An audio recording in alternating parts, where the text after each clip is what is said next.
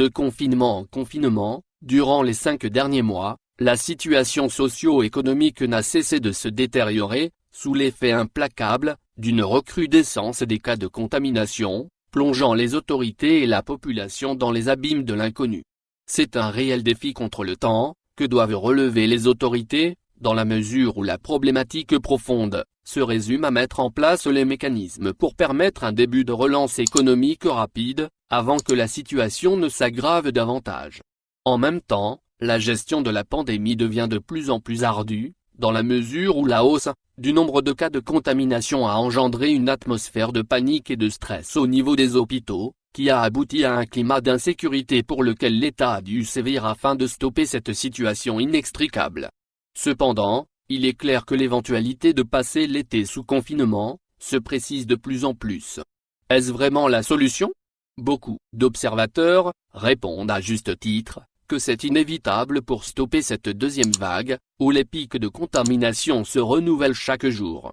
D'autres avis ne l'entendent pas de cette oreille, et estiment que ces mesures de confinement ne peuvent avoir de résultats concrets si les gestes barrières ne sont respectés.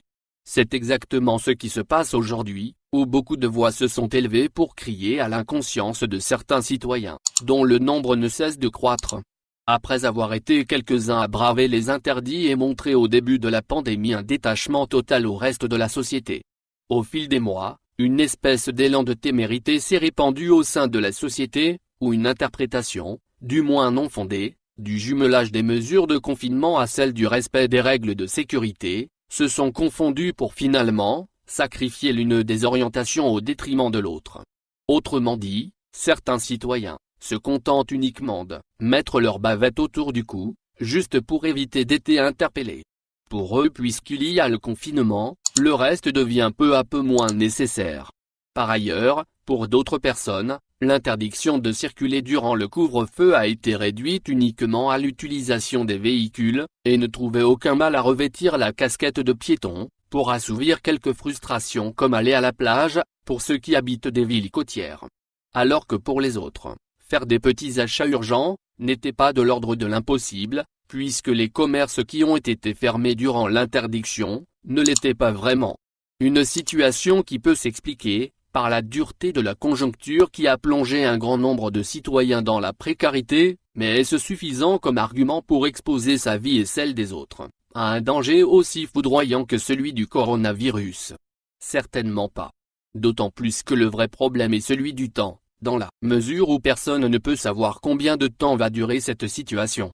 Ce qui est sûr par contre, c'est tant que ces comportements feront partie du quotidien des citoyens, la lutte contre la crise ne sera pas efficace, et coûtera très cher à l'État, en soins, en frais de confinement, et autres.